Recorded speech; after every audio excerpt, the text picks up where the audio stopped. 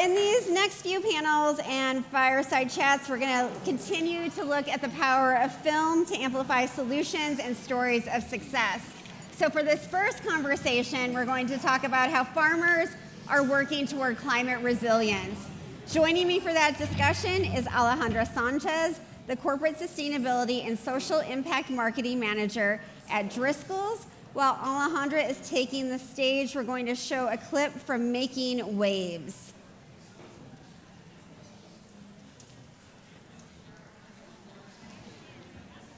Great.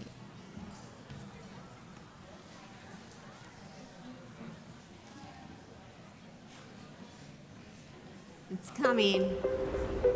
Climate change has affected our berry farm. The biggest area of concern that I have is water resources. There is 100 to 200 years of water left in this groundwater basin at the current rate of extraction.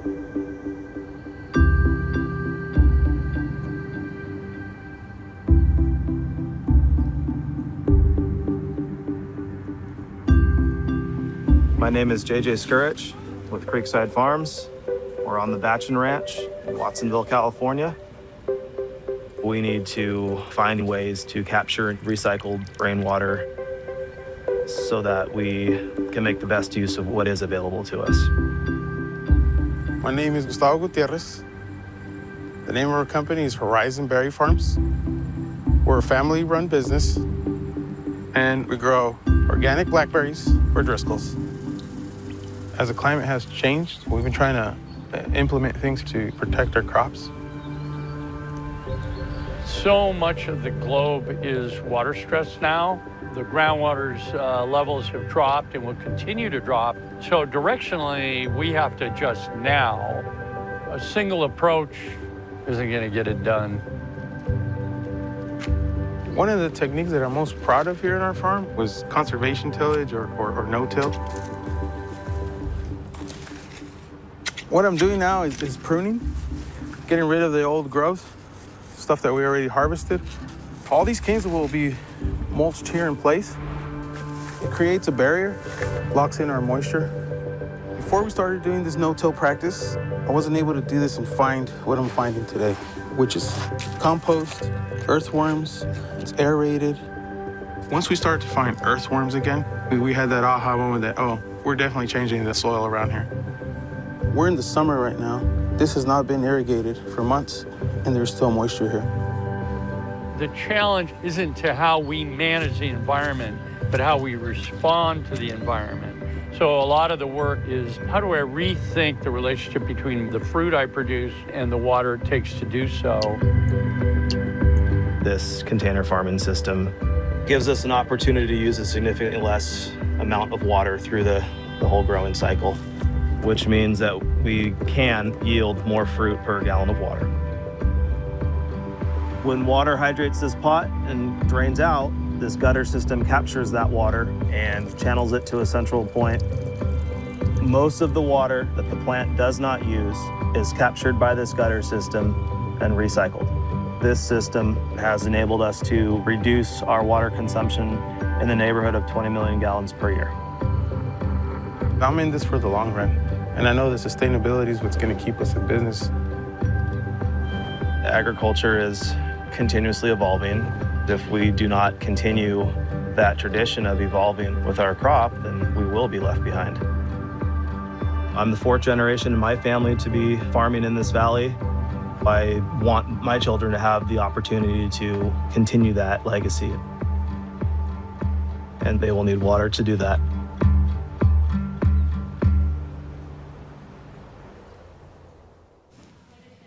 Round of applause, please.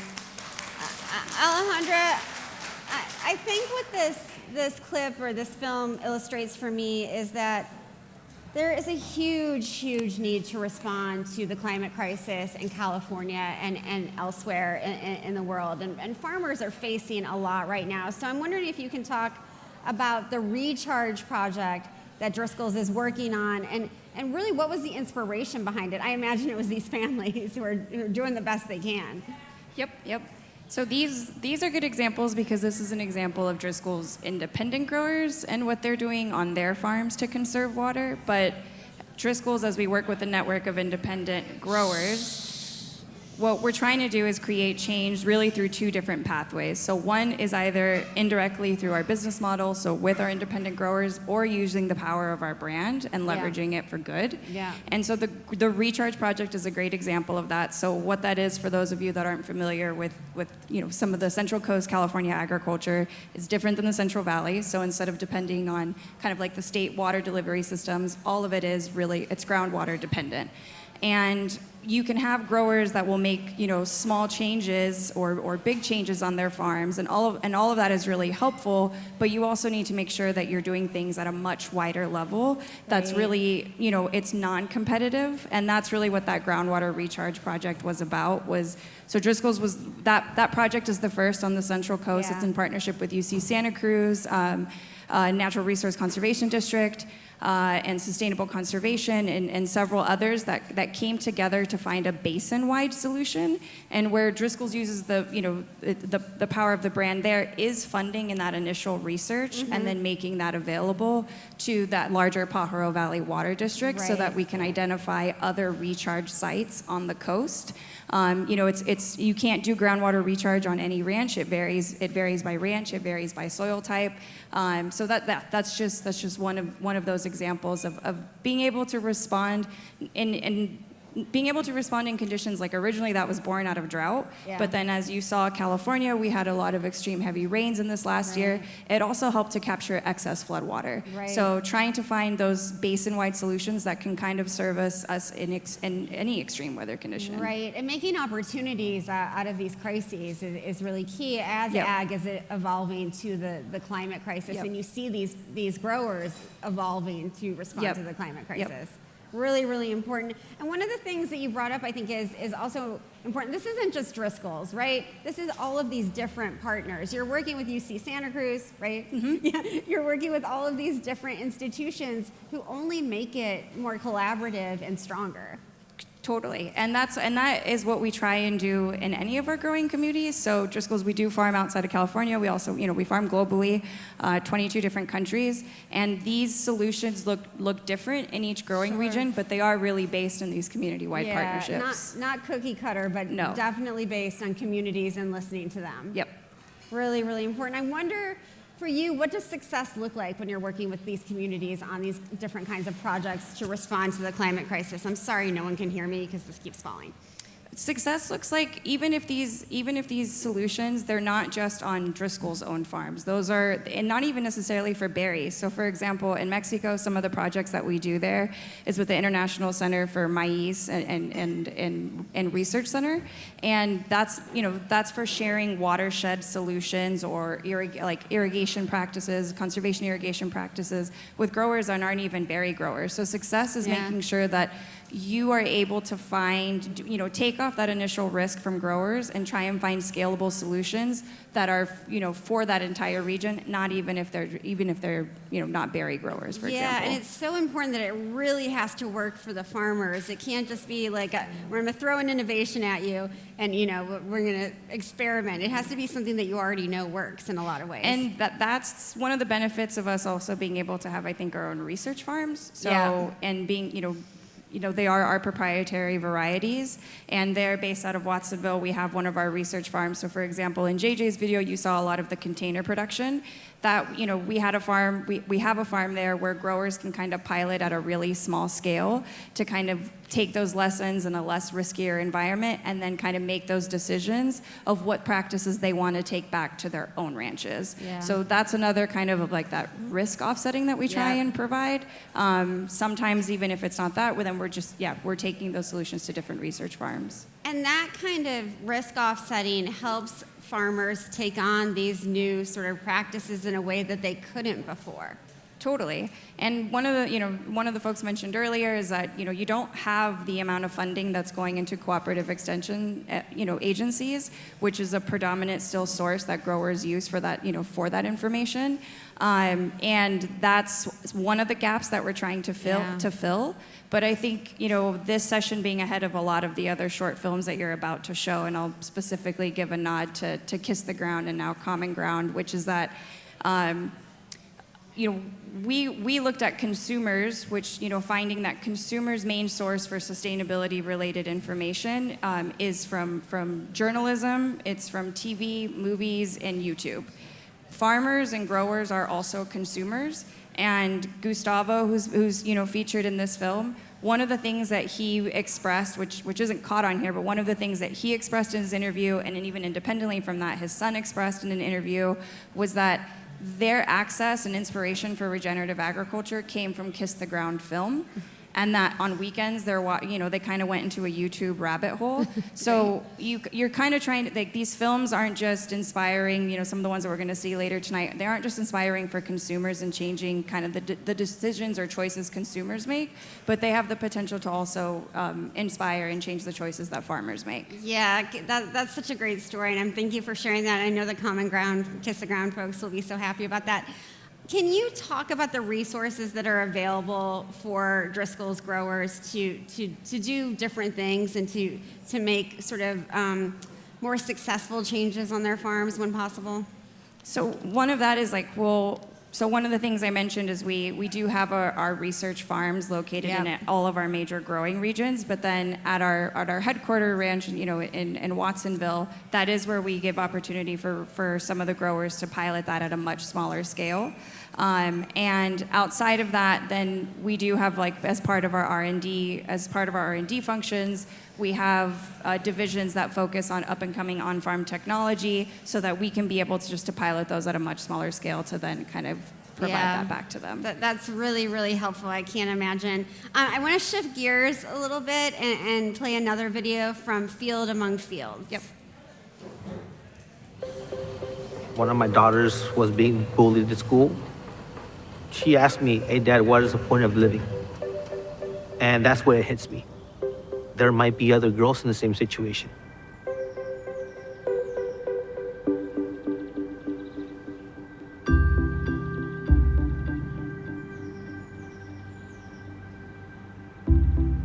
Watsonville is known for growing berries. Families here work long hours. So when our kids don't have that family support, they look for somewhere else. The field is a way of providing that solution for the kids. My name is Luis Guerrero, and I work for Driscoll's. We're at the San Miguel Canyon soccer field. This is where a lot of the local teams come to practice. The soccer fields are limited.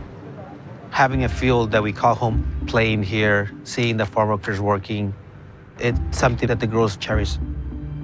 The field came about when Manuel wanted to build a field for their farm workers.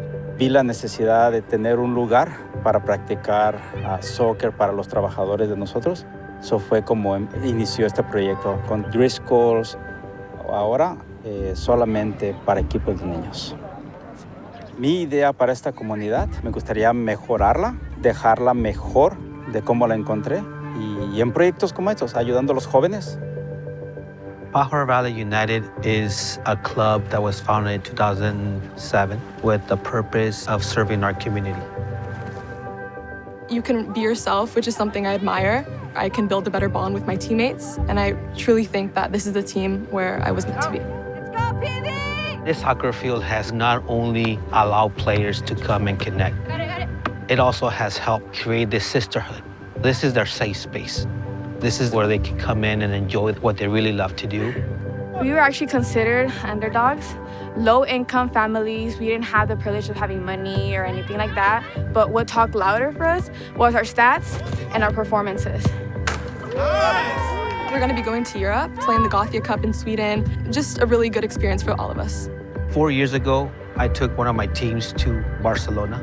If I asked each player what was the score, they may not remember the score. But do they remember the experience? My God. It's a different kind of bonding than just going out here. It makes you feel like you have something else, like you can accomplish anything.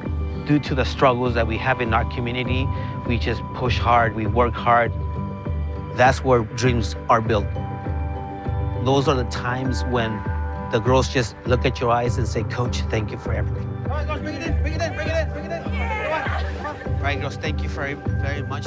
These girls have been raised to always fight for their dreams. The girls will never give up. This field used to grow berries. Now it grows soccer players. And always try your best, right? Thank you very much for coming to practice today. Bravo!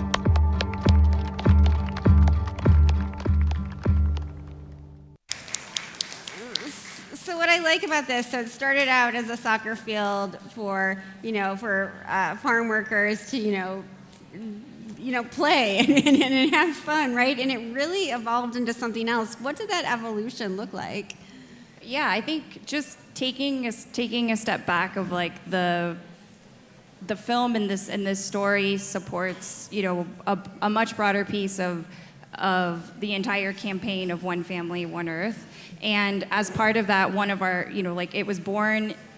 The entire campaign is born out of a way of just like how do we bring our vision to life of becoming the world's berry company and enriching the lives of everyone we touch. And when I say the world's berry company, I don't mean like the largest one. I mean that you're the berry company that consumers are going to choose and trust to bring home to their families, and that growers are going to trust to grow their family businesses alongside yours. It's a privilege to still be a family-owned business as we are, and this is one community story out of we did dozens of internal and external interviews with our growers, our employees, and community partners to find what was going to be the first story that we wanted to tell as part of our vibrant community spotlight.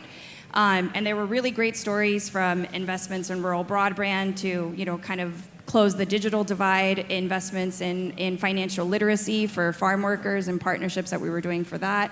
And yet this one rose to the top because it was a really great example of what it looks like when Driscoll's growers come together. So Manuel, as the owner and operator of that farm, a Driscoll's employee, and then part of just Driscoll's rest of philanthropy to support this. Yeah. So the grower goes ahead and takes a part of his field out of production and says, this is a really rural area. I want to set some side away so that it's easier for them to have access to this after work. So then you have a smaller soccer field, and it just slowly begins to evolve with volunteer time from several Driscoll's employees, which then was born into a much larger soccer field that you see today, which houses about six different teams, with PV United being one of them. It's really cool to have that sort of cultural and social component.